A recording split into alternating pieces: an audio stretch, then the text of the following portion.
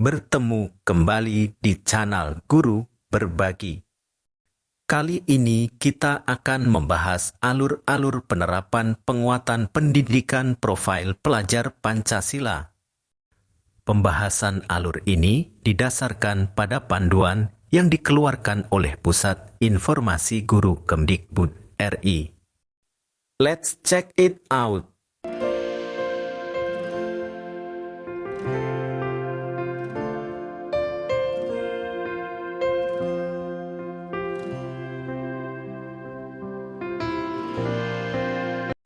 Alur pertama yang akan kita tempuh dalam penerapan proyek penguatan profil pelajar Pancasila ini adalah pengenalan tema.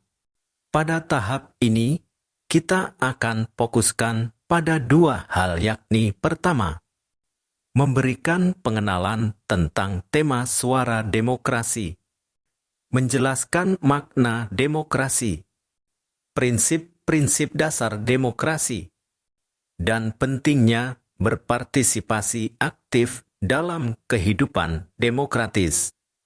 Kedua, mengajak siswa berdiskusi tentang bagaimana demokrasi diterapkan dalam kehidupan sehari-hari, mulai dari lingkungan keluarga hingga sekolah. Hasil atau output yang diharapkan pada tahap pengenalan ini adalah siswa memahami konsep demokrasi serta nilai-nilai yang terkait dengan profil pelajar Pancasila seperti gotong royong, tanggung jawab, dan toleransi. Alur kedua adalah penyusunan kelompok proyek. Pada alur ini, kita akan membagi siswa menjadi beberapa kelompok. Setiap kelompok terdiri dari 4 hingga 6 siswa dengan peran yang berbeda yang terdiri dari ketua kelompok, penulis, penyaji, dan anggota. Setiap kelompok memilih subtema terkait demokrasi seperti pemilihan ketua kelas, pentingnya musyawarah, atau hak dan kewajiban warga sekolah. Atau Bapak Ibu bisa memilih subtema lainnya yang berkaitan dengan tema suara demokrasi. Langkah terakhir dalam alur ini adalah menjelaskan tugas kelompok dan tanggung jawab setiap anggota. Alur selanjutnya setelah pengelompokan siswa adalah observasi dan penelitian sederhana. Pada alur ini, setiap kelompok melakukan observasi dan penelitian sederhana tentang bagaimana demokrasi diterapkan di sekolah, seperti dalam pemilihan ketua OSIS, kegiatan musyawarah kelas, atau pengambilan keputusan di lingkungan sekolah. Kelompok juga diminta untuk mewawancarai guru, siswa, atau staf sekolah tentang peran demokrasi di sekolah, atau mengunjungi instansi pemerintah yang sudah dikoordinasikan sebelumnya oleh pihak koordinator proyek, atau mengundang narasumber yang berkompetens di bidang tema suara demokrasi. Setelah proses observasi atau penelitian sederhana, langkah yang Bapak Ibu harus upayakan adalah menggiring siswa untuk melakukan diskusi kelompok dan penyusunan laporan. Pada tahap ini setiap kelompok melakukan diskusi untuk mengolah hasil observasi dan wawancara mereka, serta mulai menyusun laporan proyek.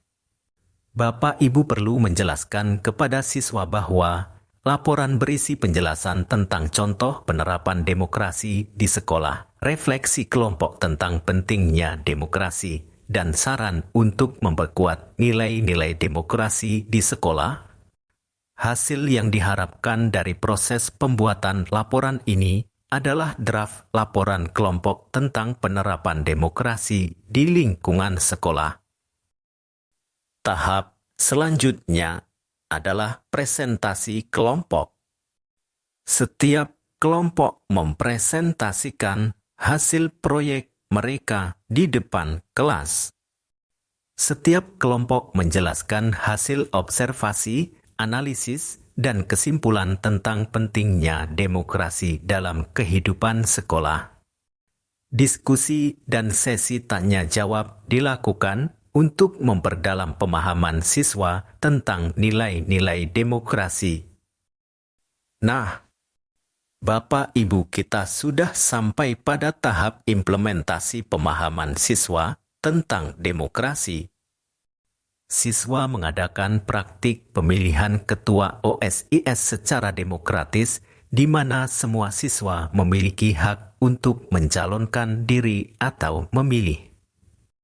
Siswa mengalami proses demokrasi langsung melalui kegiatan praktik yang menyenangkan dan relevan dengan kehidupan sehari-hari.